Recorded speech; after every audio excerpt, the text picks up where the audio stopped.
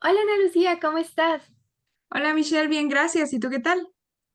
Bien, gracias. ¿Qué te parece si hablamos sobre literatura? Me parece. ¿Con qué tema te gustaría iniciar? ¿Por qué no iniciamos hablando sobre el arte y la literatura como una de las bellas artes? Claro, pero ¿qué te parece si primero definimos qué es el arte? Pues para mí el arte es un medio de expresión que utilizamos los seres humanos para transmitir ya sea emociones, pensamientos o ideas. Estás en todo lo correcto, pues el ser humano necesita un medio para expresarse. Por eso, a lo largo del tiempo ha utilizado las bellas artes, que son la pintura, la escultura, la arquitectura, la música, la danza, la literatura y el cine. A mí me gustaría resaltar la literatura, porque considero que es una de las bellas artes más antiguas que ha utilizado el ser humano para expresarse y que se ha mantenido en el tiempo, puesto que es una forma en la cual el ser humano ha plasmado su visión a través de la palabra, tanto de manera oral como de manera escrita.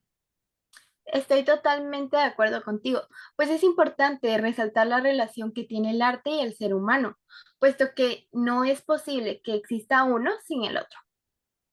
Eso es muy cierto. Incluso hay una frase en la cual René Hughes expresa que el arte y el hombre son indisociables. O sea que no hay arte sin hombre, pero quizás tampoco hombre sin arte. Esa es una frase muy importante, ya que el arte es creado por el ser humano y por este motivo refleja tanto su esencia como su identidad.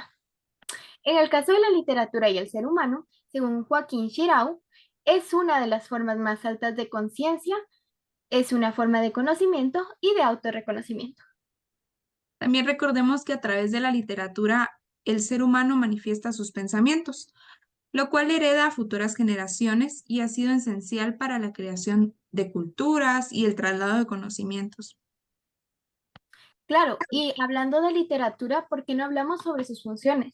Pues la literatura, como todo arte, cumple con ellas, entre las cuales entran la estética, la cual tiene el objetivo de transmitir belleza a través de la palabra. También la social, la cual ayuda a dar a conocer un contexto con las problemáticas o riquezas, ya sean actuales o pasadas. Tenemos la cultural, la cual transmite valores universales de la humanidad o del autor de la época. También contamos con la musical, la cual utiliza elementos de la lengua con el fin de aportar un sonido armónico. La afectiva, la cual tiene como principal objetivo sensibilizar al lector.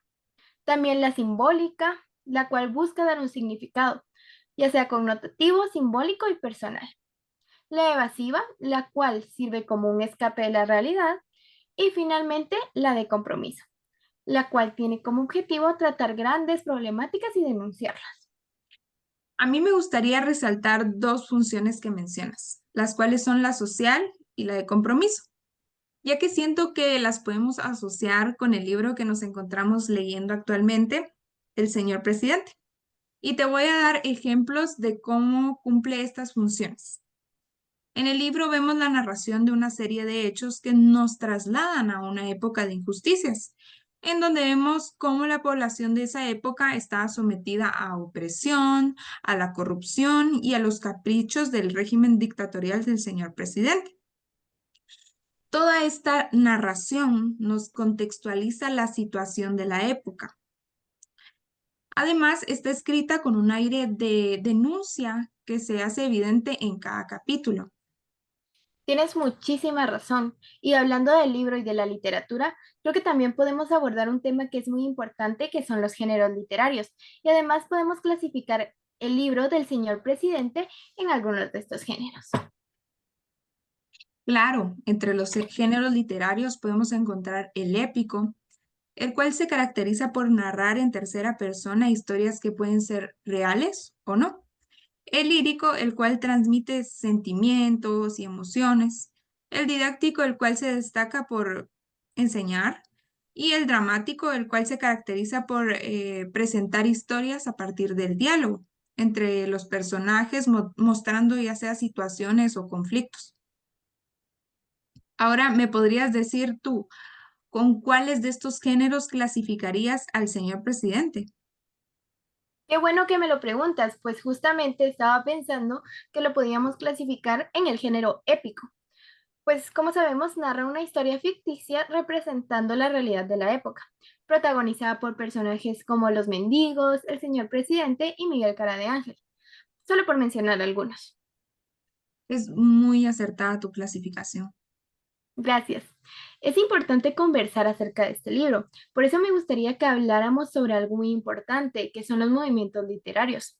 Y en específico me gustaría resaltar dos, que fueron los más importantes a nivel latinoamericano.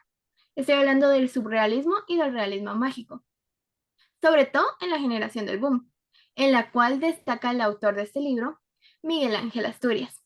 Por esta razón, sus textos están íntimamente ligados al surrealismo, caracterizado por explorar al subconsciente y lo irracional, yendo más allá de la lógica y la razón. Este movimiento surgió a finales del siglo XX, 1920, en Europa, y el realismo mágico, caracterizado por presentar la fantasía como algo cotidiano, el cual nace en Latinoamérica hacia la década de 1930. Precisamente ya hemos reflejado estos dos movimientos literarios en lo que llevamos leyendo el libro. Un ejemplo del surrealismo son los sueños extraños e irracionales del Pelele presentados en el capítulo 4, llamado Cara de Ángel. Incluso en este mismo capítulo también vemos reflejado el realismo mágico cuando el leñador cree haber visto un ángel y posteriormente se lo cuenta a su esposa como si fuera algo cotidiano. Otro ejemplo del realismo mágico está presente en el capítulo 9, titulado Ojo de Vidrio, pues Genaro, después de haber presenciado el asesinato del Pelele, se le aparece el fantasma de la muerte y siente los ojos del Pelele en las manos, lo cual le cuenta a su esposa y ella le responde que la razón es que tal vez había hecho algo malo.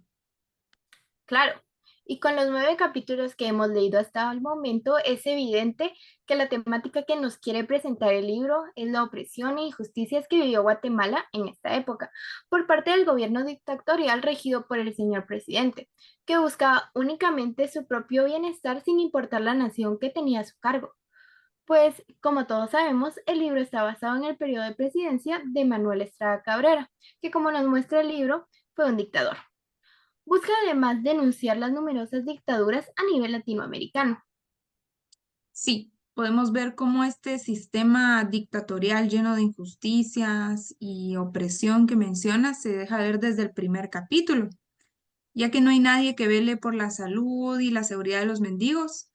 Y además en los siguientes capítulos podemos ver cómo solamente los allegados al señor presidente vivían una vida llena de lujos sin tener que trabajar, mientras que el resto trabajaba duro. También vemos los tratos inhumanos de parte de las autoridades hacia varios de los personajes, como a los mendigos en el capítulo 2, incluso llegando a matar al mosco por conveniencia del gobierno para inculpar a dos inocentes, al escribiente en el capítulo 5 por el simple hecho de cometer un error y al pelele en el capítulo 7. Claro, esto nos deja ver que posiblemente en lo que nos falta leer sigamos viendo este tipo de injusticias, las cuales muy seguramente van a llevar a los personajes principales a un final trágico. Para finalizar, recordemos que la literatura guatemalteca ha sido influenciada por diversos movimientos o corrientes literarias, influencia que inició debido a a la colonización española. Entre estas corrientes encontramos la literatura colonial e independiente, el romanticismo, del modernismo a la vanguardia, la revolución de 1944 al 2000 y la literatura contemporánea, la cual me gustaría resaltar porque aquí es cuando surge el fenómeno del boom latinoamericano, del cual es parte Miguel Ángel Asturias, con el libro que nos encontramos leyendo, El señor presidente, que además es Premio Nobel de Literatura 1967. Interesante. Fue muy interesante conversar contigo sobre la literatura y relacionarlo con el libro que nos encontramos leyendo. Espero volver a conversar muchos más temas interesantes que nos eduquen sobre la literatura de nuestro país. Muchas gracias por esta interesante conversación en la que compartimos nuestros conocimientos sobre la maravillosa literatura y la literatura de nuestro país. Hasta la próxima. Hasta la próxima.